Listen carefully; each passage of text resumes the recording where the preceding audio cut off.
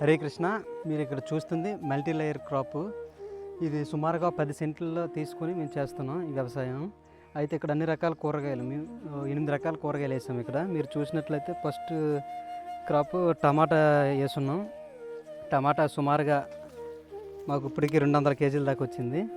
ఇంకా మొక్కజొన్న, ఇంకా ఇక్కడ మేము ఓన్ సీడ్ ద్వారా వేసిన దేశవాళీ మొక్కజొన్న, ఇది ఇంక ప్రాసెస్లో ఉంది, ఇంకా పెరుగుతుంది. మేము ఎటువంటి రసాయనాలు వాడలేదు, ఓన్లీ జీవామృతం ఒకటే ఇచ్చున్నాం, ఘనజీవామృతం ఇచ్చాం. ఇంకా రాడిస్ చూసినట్లయితే సుమారుగా 100 కేజీల దాకా వచ్చింది.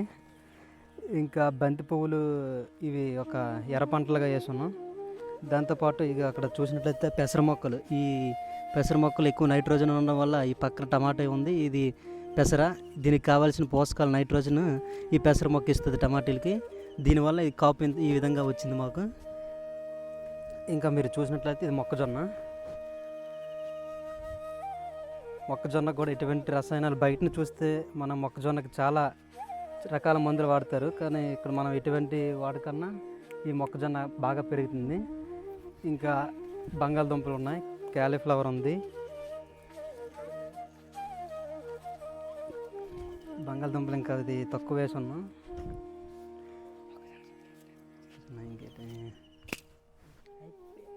మల్టీ లేయర్ క్రాప్ అంతా మా వర్ణాశ్రమంలో అందరం కలిసి చేసాం.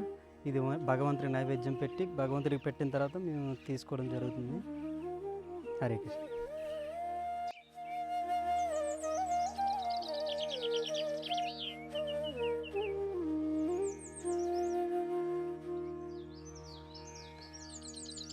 Mm-hmm.